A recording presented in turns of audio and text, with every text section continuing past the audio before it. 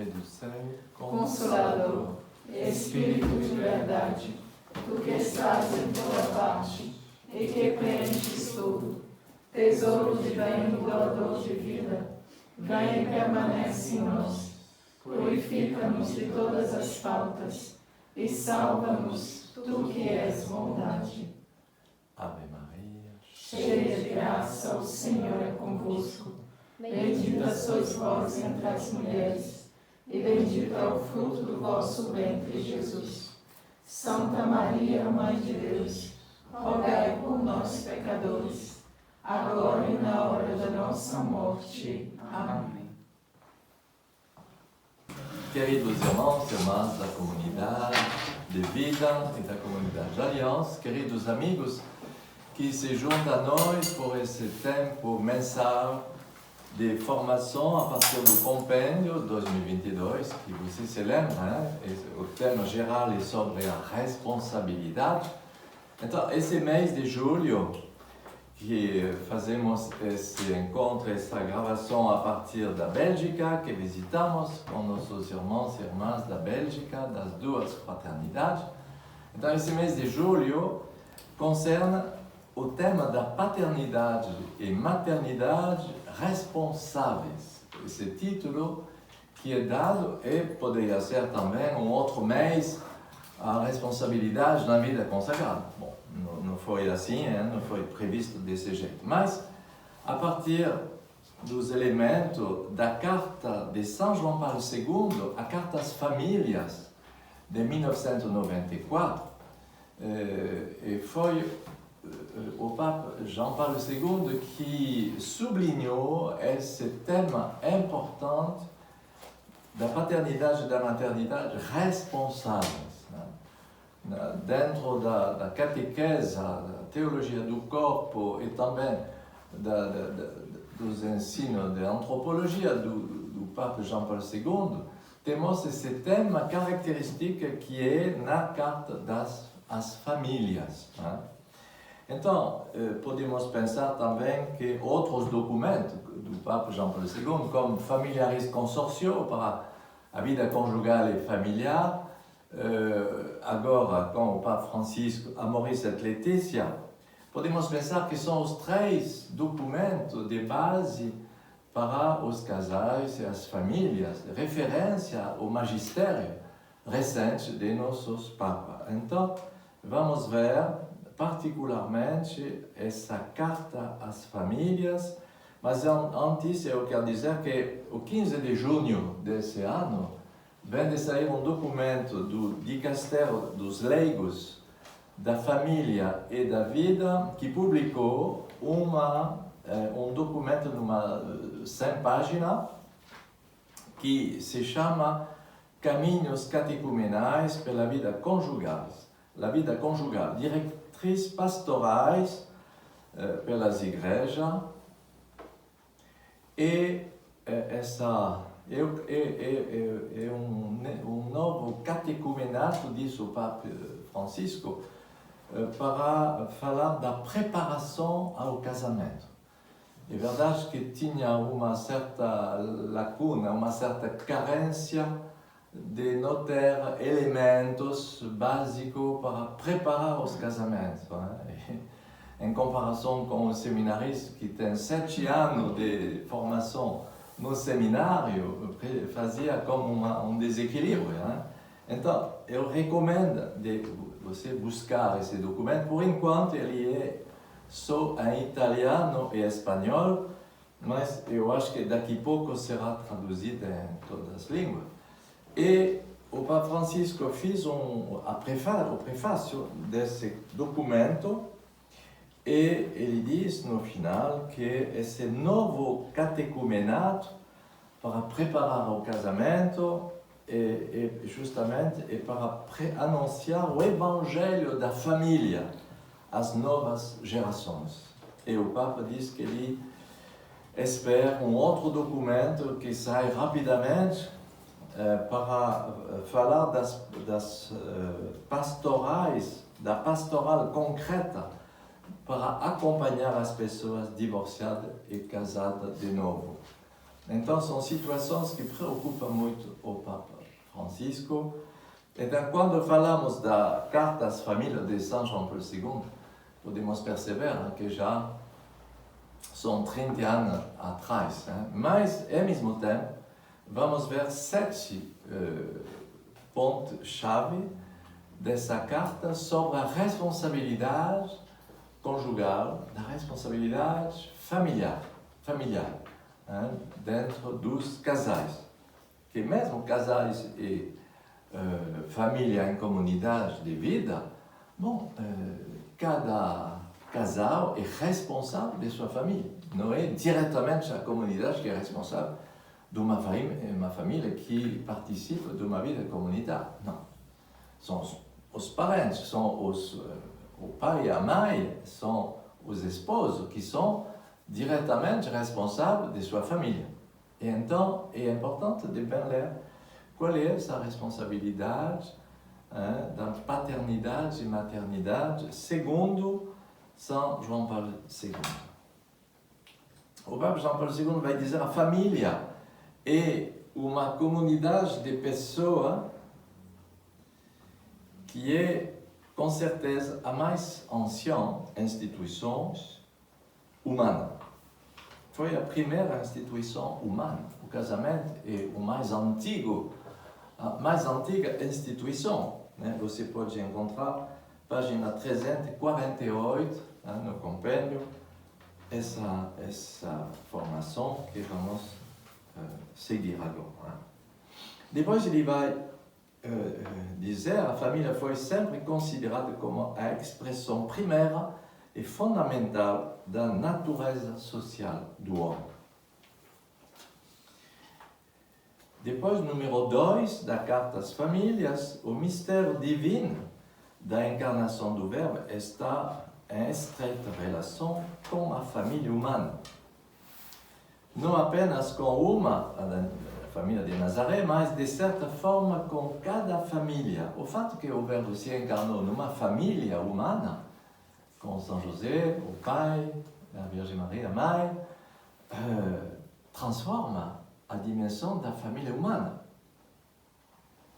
Seguindo a Cristo que veio ao mundo para servir, a Igreja considera o serviço à família uma das suas obrigações essenciais.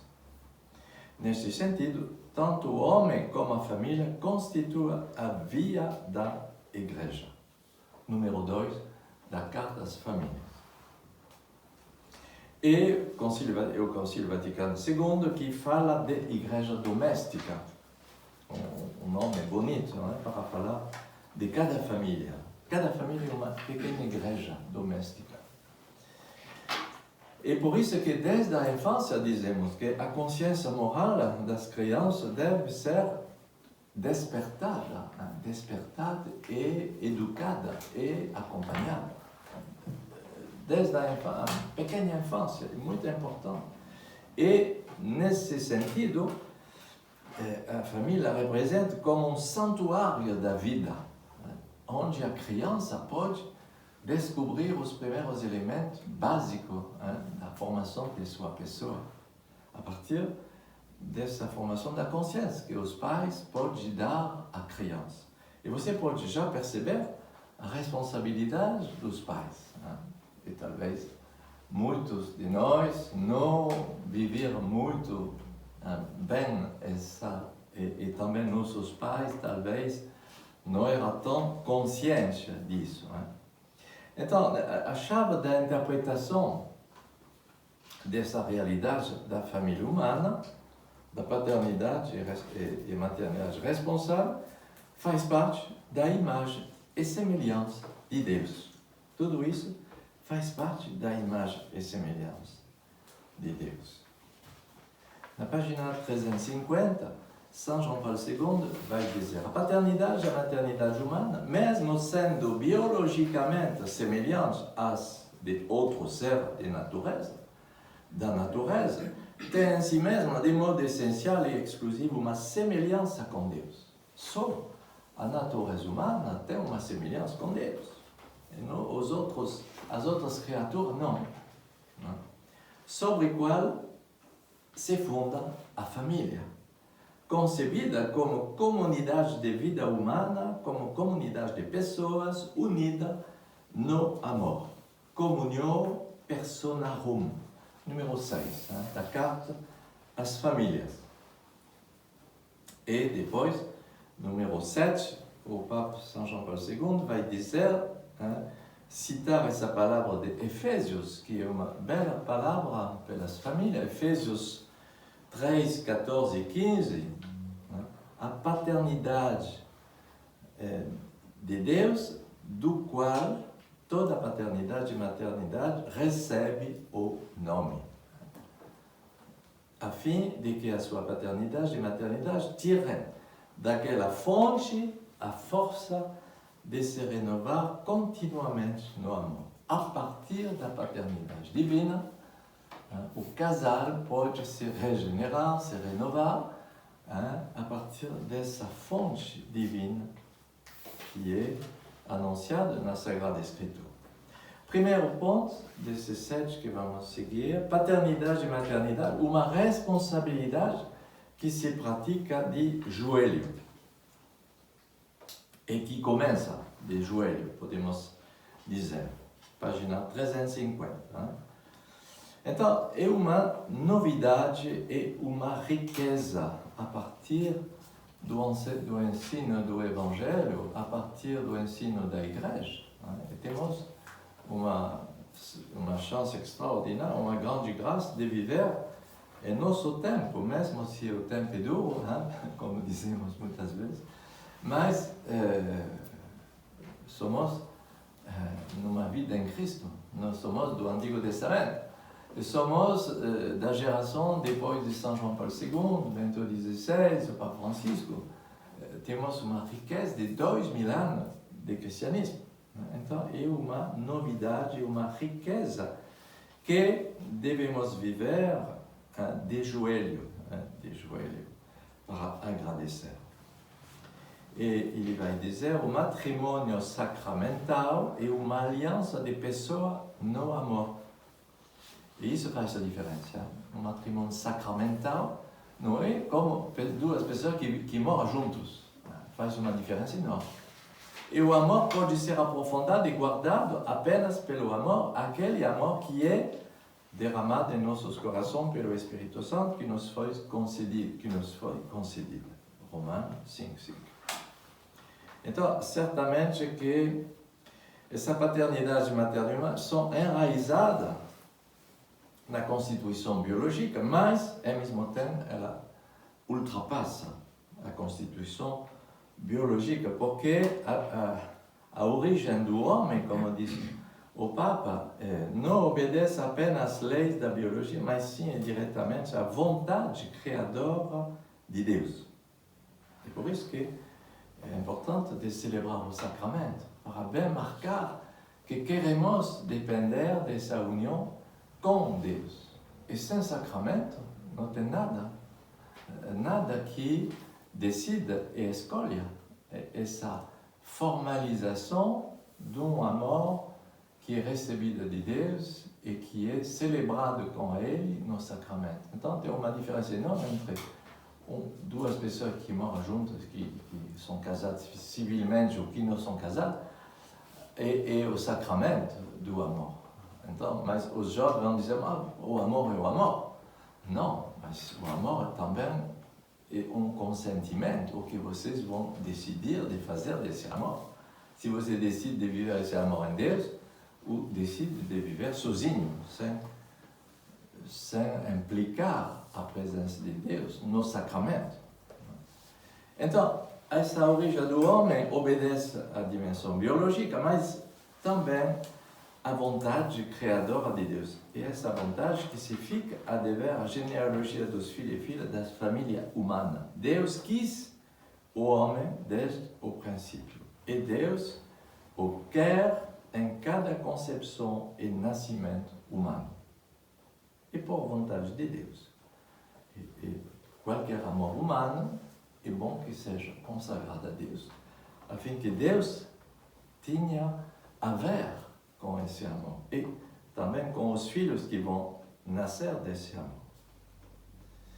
E depois citamos duas palavras da Sagrada Escritura que são muito bonitas, que vocês vão poder anotar e se referenciar. Sabedoria 11:24. Tu amas, Senhor, tudo o que criaste, não te aborrece com nada do que fizeste. Se alguma coisa tivesse odiada, não a terias feito.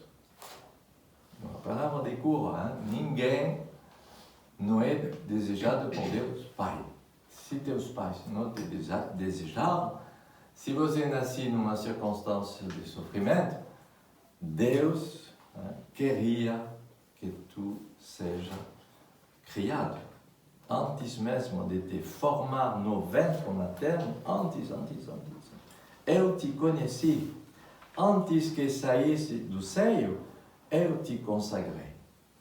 Eu te constituí profeta para as nações. Essa palavra que é dada ao profeta Jeremias. Quando Jeremias tem alguns combates, mas foi dada já antes dos combates, no primeiro capítulo.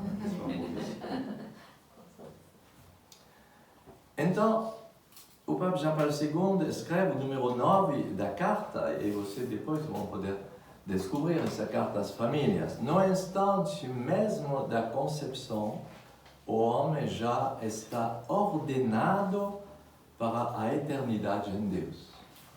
No momento da concepção, cada ser humano já é ordenado e consagrado em vista da eternidade em Deus. São palavras que são tão precisas e importantes.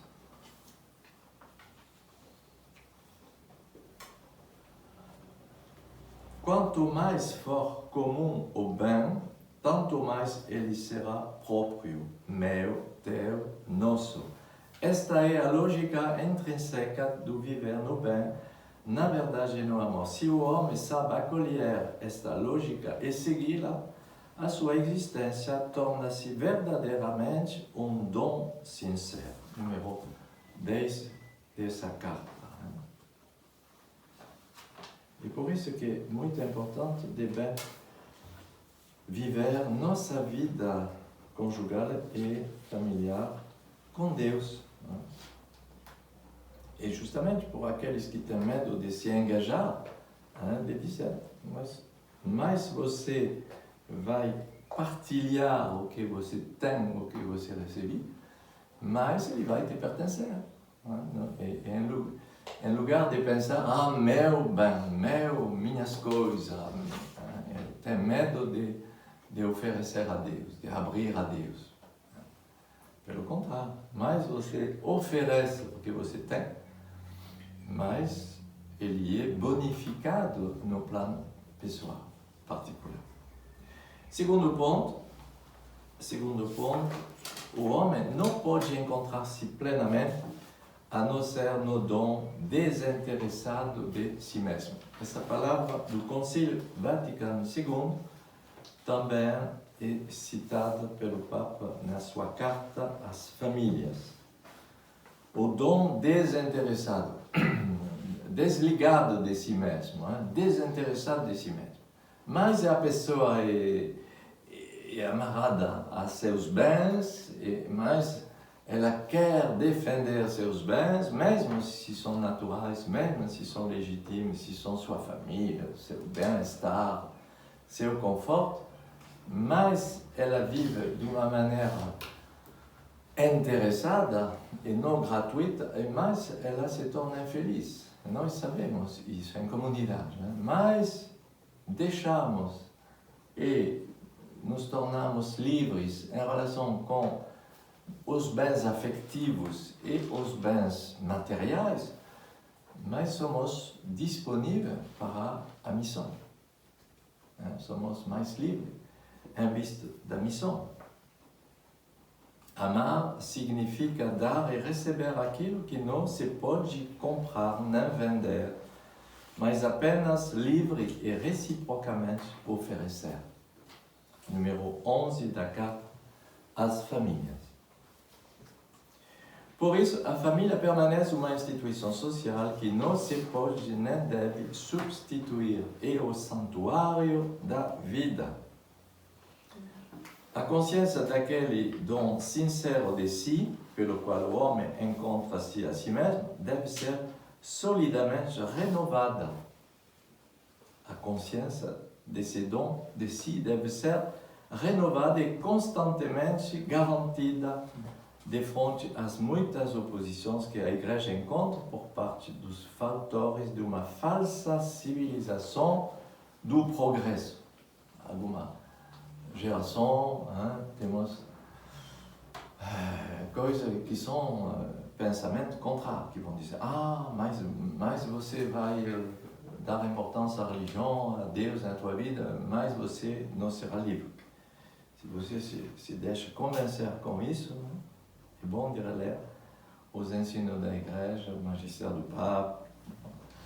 Bem certamente difícil, bonum ardum, mas fascinante, diz o Papa João Paulo II, significa de se dar e de não se guardar.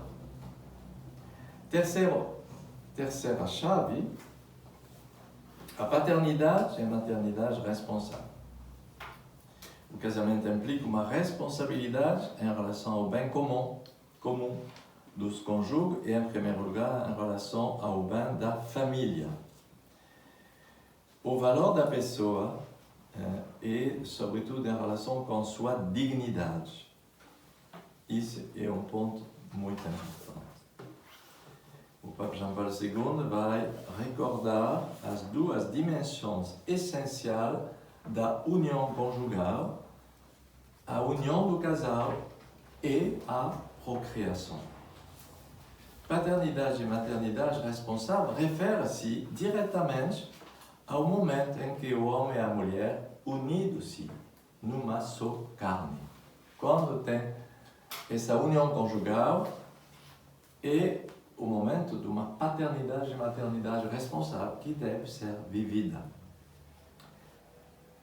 Porque a partir desse ato de união, eles podem se tornar pais. É um momento impregnado de um valor peculiar, quer pela sua relação entre a pessoa, quer pelo seu serviço à vida. Eles podem se tornar progenitores e não criadores, progenitores e não genitores. Progenitores, pai e mãe, comunicando a vida a um novo ser humano. As duas dimensões da união conjugal, a unitiva e a procriadora, não pode ser separada artificialmente sem atentar contra a verdade íntima do próprio ato conjugal.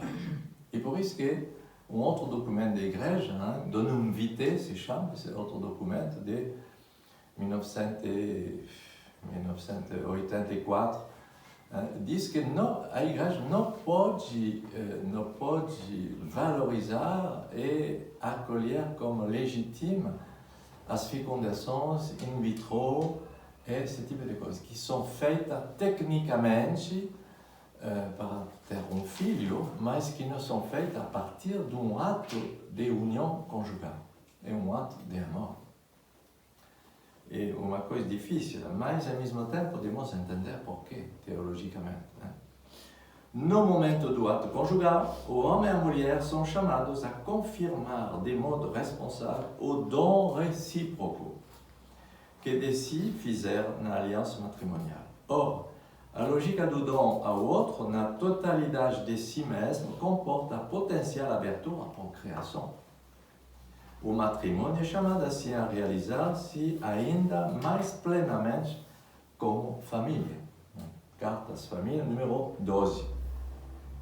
E depois o Papa vai falar que, finalmente, a ajuda das ciências humanas, a biologia, a psicologia, a sociologia, pode ajudar pessoas que têm dificuldades e que precisam dessa competência para acompanhar. Expertos, médicos, educadores, que finalmente são verdadeiros apóstolos, leigos, para valorizar a dignidade do casamento e da família. E o Papa João Paulo II agradece, porque sem eles, os padres, os bispos e mesmo o Papa não poderia também, não seria suficiente a palavra da Igreja, precisaria de uma ajuda das ciências humanas quando tem qualquer problema a viver. Ok? Número 4, vamos avançar. A responsabilidade especial vivida no ato conjugal. Uma responsabilidade especial é vivida no ato conjugal. Isso é muito importante, mesmo os jovens que não são chamados a fundar um lar cristão e a se casar, ou que são chamados à vida consagrada, de poder ter essa visão da sexualidade com o Papa João Paulo II, para bem ver que o ato sexual, a união sexual do marido e da mulher, é uma coisa sagrada, é uma coisa importante, que não deve ser vista só no plano mecânico, e material e físico só, e de atração, de prazer, como hoje pode ser interpretado, mas como uma responsabilidade. A dimensão da sexualidade conjugal, e fora dessa vida conjugal, a Igreja não permite essa união conjugal reconhecida, e porque justamente isso faz parte de nossa responsabilidade de cristão. Número 4, então, a página 355, São João Paulo II vai dizer: toda a vida no matrimônio é dom, mas isso torna-se singularmente evidente quando os cônjuges, oferecendo-se reciprocamente no amor, realizam aquele encontro que faz dos dois uma só carne. A referência a Gênesis 2:24. Eles vivem, então, um momento de especial responsabilidade. Também em razão da potencialidade procriadora conexa com o ato conjugal. A responsabilidade do homem e da mulher, responsabilidade potencial que se torna efetiva. Então, o ato sexual entre o marido e a esposa não é só para viver uma união e para viver um bem-estar de comunhão entre o homem e a mulher. É um ato que representa uma possível criatura, um possível dom da vida que pode ser oferecido a partir desse ato de união. Então, o Papa considera que as consequências de uma recusa ou de uma rejeição de responsabilidade podem ser graves depois. Não se pode esconder por detrás de expressões como não sei, não queria. As pessoas, foste tu que quiseste, eu não queria ter um filho, foste tu. Bom, então a pessoa parece cair da lua. A união conjugal comporta em todo caso a responsabilidade do homem e da mulher. Responsabilidade potencial que se torna efetiva quando as circunstâncias o impuseram. Então, o São João Paulo II vai dizer, são duas civilizações. Civilização do amor, ou uma possível, uma anti-civilização. Civilização do prazer, civilização, vamos ver, do utilitar, finalmente, que não tem nada a ver com o amor. Então, a família é essa base que o Papa Paulo VI chamou a civilização do amor. Essa é a expressão de 1975, que foi do Papa Paulo VI. A civilização vem etimologicamente de civis, que significa cidadão. E a civilização pertence à história do homem porque corresponde às suas exigências espirituais e morais. Criado à imagem e semelhança de Deus, ele recebeu o mundo nas mãos do Criador com o compromisso de o plasmar a própria imagem e semelhança. Então, a família se encontra no centro dessa civilização do amor. Página 357, o Papa João Paulo II vai dizer no número 13: quem pode negar que a nossa seja uma época de grande crise, que se exprime sobretudo como profunda crise da verdade? Crise da verdade significa, em primeiro lugar, crise de conceitos. Os termos amor, liberdade, dom sincero e até mesmo da pessoa, direto da pessoa, significarão na realidade aquilo que por sua natureza contém ponto de interrogação. Então, 30 anos depois, o que diria o Santo Padre sobre essa crise dos conceitos, que já começava em 94. E por isso é que o Papa Paulo VI falou de civilização do amor. E João Paulo II vai completar dizendo: se tem uma civilização do amor, tem também uma anti-civilização que se chama positivismo, agnosticismo, utilitarismo. A civilização de produção e de desfrutamento, uma civilização das coisas e não das pessoas. Quantas vezes as pessoas podemos ouvir falar de união sexual que foi uma coisa como uma coisa que não foi um amor de pessoas, mas de um certo busca de prazer, de desfrutamento, civilização das coisas e não das pessoas. Isso é terrível. Uma civilização onde as pessoas se usam como se usam as coisas. Isso não tem nada a ver com o amor. No contexto da civilização do desfrutamento, a mulher pode tornar-se para o homem um objeto, os filhos um obstáculo para os pais, a família uma instituição embaraçante para a liberdade dos membros que a compõem. Com essa visão, com certeza, não é a civilização do amor que é construída. E depois ele fala dos programas de educação sexual que já começavam em 94, esse direito de escolha, pro-choice, que essa mentalidade pró-abortista, exemplo de muitos que poderiam se recordar.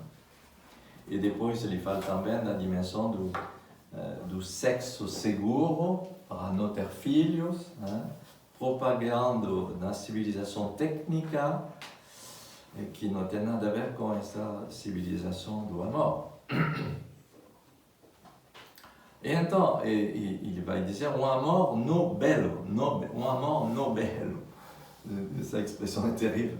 Um amor que não é belo, ou seja, reduzido à mera satisfação da concupiscência, ou a um uso recíproco do homem e da mulher, tornar as pessoas escravas das suas fraquezas. Não conduz a esta escravidão certos programas culturais modernos. São programas que jogam com as fraquezas do homem, tornando-o assim sempre mais débil e indefeso. Uma civilização inspirada numa mentalidade consumista e antinatalista não é uma civilização do amor, nem o poderá ser nunca. Então não podemos fazer um equilíbrio com essas coisas, devemos ser claro para ajudar os jovens, os casais também, nessas dimensões e nessas expressões. A civilização do amor convida à alegria, página 359. A alegria para além do mais, porque o homem vem ao mundo e, consequentemente, porque os cônjuges se tornam pais. Civilização do amor significa comprazer-se com a verdade.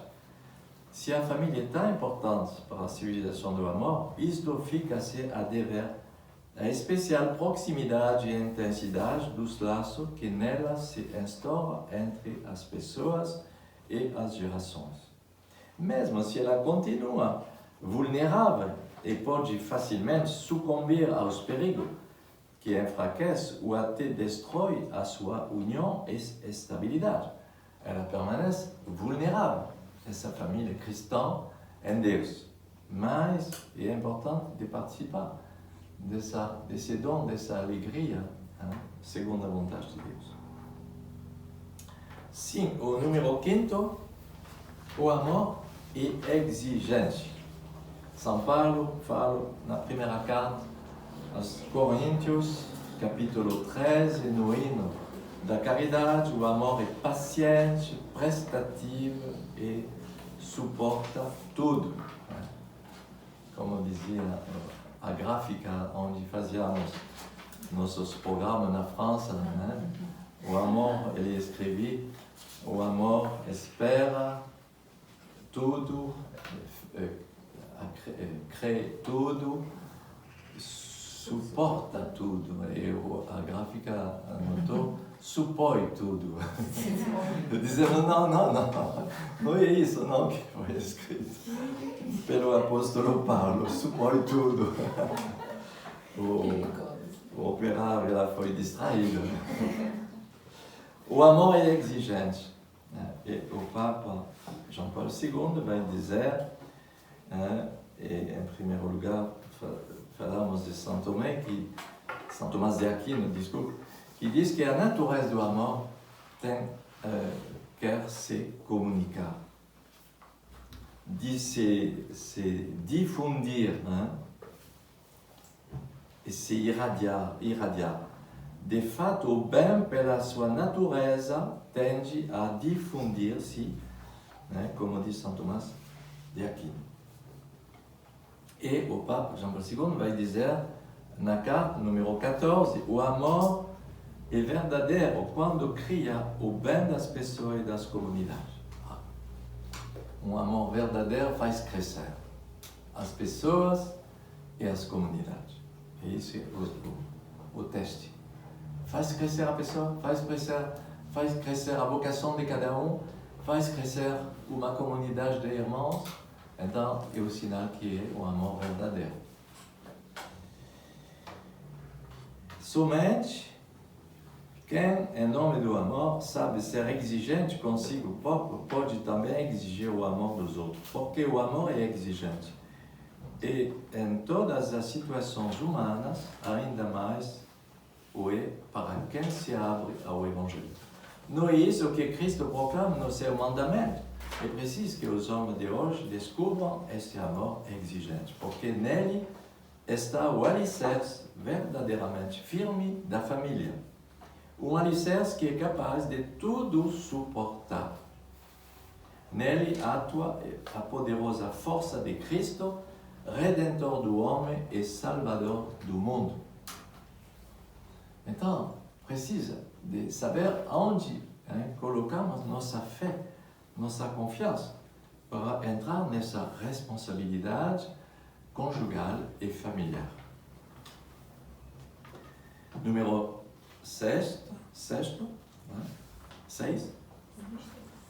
A chave para a resposta, de novo, se encontra no dom desinteressado. Já vimos isso num outro ponto atrás, mas o Papa João Paulo II insiste sobre essa citação do Concílio. O Papa denuncia a antítese entre individualismo e personalismo. A civilização do amor está relacionada com o personalismo. Para nós, cristãos, não podemos dizer nessa reunião tinha 20 indivíduos. Não, tinha 20 pessoas. Essa forma de falar que aux journalistes que para nós passa como uma coisa normal. Tinha 1000 indivíduos, tu tinha 3 ou 4 indivíduos. Não, não podemos falar assim, são pessoas. Então, essa civilização do amor considera cada pessoa humana como uma pessoa e não um indivíduo, não um número. O individualismo supõe uso da liberdade onde o sujeito faz o que quer, estabelecendo ele mesmo a verdade daquilo que lhe agrada ou se torna útil. Não admite que outros queiram ou exijam algo dele, em nome de uma verdade objetiva. Não quer dar a outra sobre a base da verdade, não quer tornar-se um dom sincero. O individualismo permanece, por conseguinte, egocêntrico e egoísta. O ethos significa o comportamento moral de uma pessoa. O ethos do personalismo é altruísta. Ele pensa o outro, ele não pensa só ele mesmo. O ethos do personalismo é altruísta. Leva a pessoa a fazer dom para os outros e a encontrar alegria no doar-se. É a alegria de que fala Cristo, João 15, 16, 20. Voilà. E o amor, em frente disso, o que se chama de amor livre, é oposto à civilização do amor, porque é uma exploração das fraquezas humanas, diz o Papa São João Paulo II.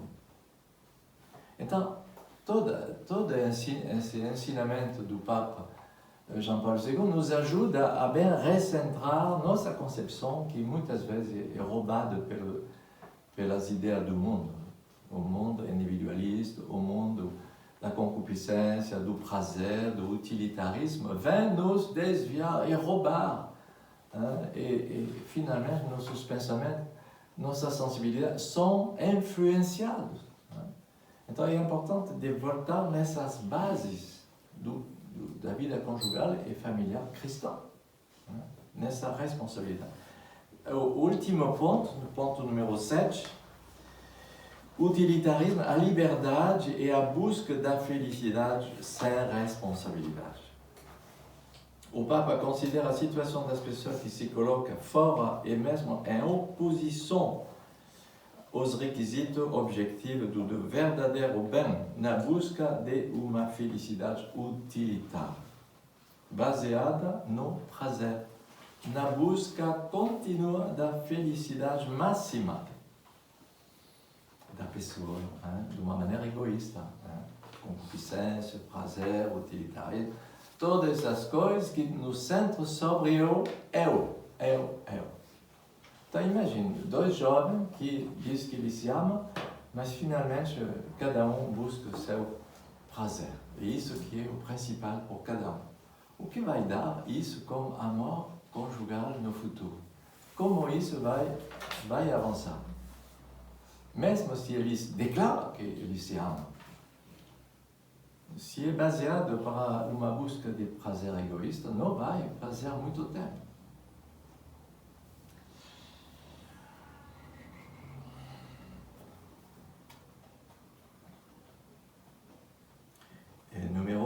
Página 362. O amor dos cônjuges e dos pais possui a capacidade de curar semelhantes feridas. É outra coisa, né? Quando tem um casal que se une e que constrói uma vida em Deus, eles são instrumentos de cura um com o outro. E as insídias recordadas não o privaram de sua força de regeneração, tão benéfica e salutar para as comunidades humanas. Tal capacidade depende da graça divina, do perdão e da reconciliação. Senão, o amor vai avançar como? Se não tem essas dimensões. Perdão e reconciliação, que assegura o vigor espiritual para começar sempre de novo. É necessário rezar para que os cônjuges amem a sua vocação, mesmo quando a estrada se torna difícil ou conhece passagens estreitas e engremes, aparentemente insuperáveis. Rezar a fim que, mesmo então, permaneçam fiéis à sua aliança com Deus. Quando os pais erram, como se pode culpar o filho? Anotamos isso na página 363. Então, os pais devem começar a se tornar responsáveis. E o mais cedo possível, mesmo se são jovens. São jovens que são já muito responsáveis e outros que são velhos que não são responsáveis. Encontramos isso hoje.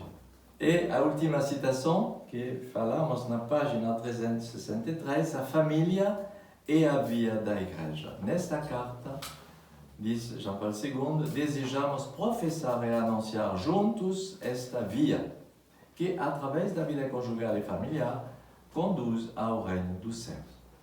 É importante que a comunhão das pessoas na família se torne preparação para a comunhão dos santos.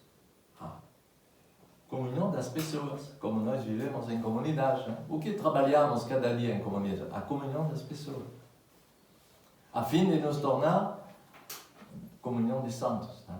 Mas comunhão de santos, sem trabalhar a comunhão das pessoas que são aceitadas no real de cada um, e não idealizada, e não utilizada, utilitarista, isso que é importante de entrar nessa aceitação do real.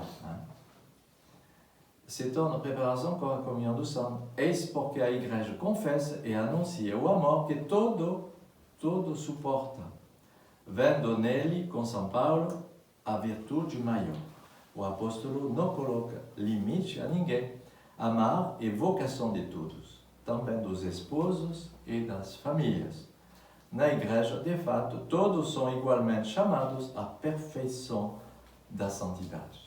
E a perfeição da santidade é a perfeição na caridade.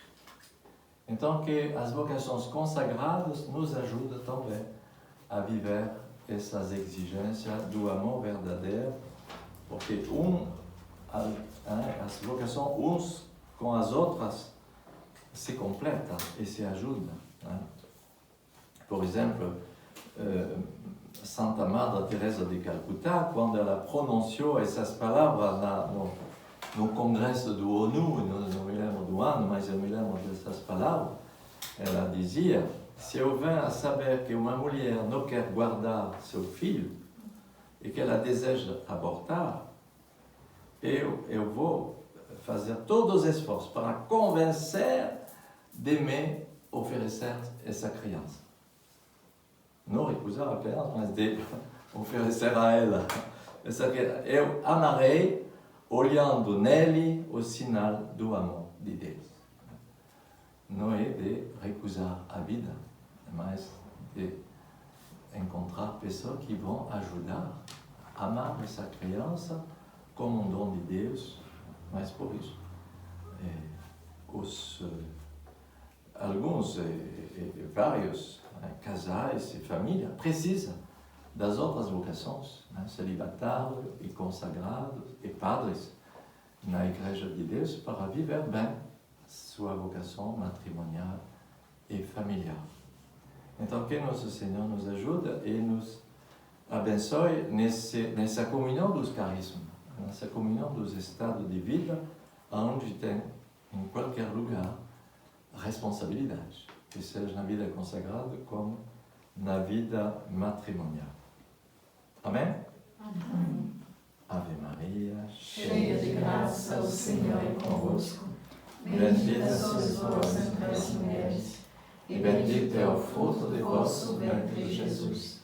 Santa Maria, Mãe de Deus, rogai por nós, pecadores, agora e na hora de nossa morte. Amém. E esse capítulo de julho corresponde também ao que a comunidade vive no Festival das Famílias, que acontece esse ano, do 6 ao 10 de julho.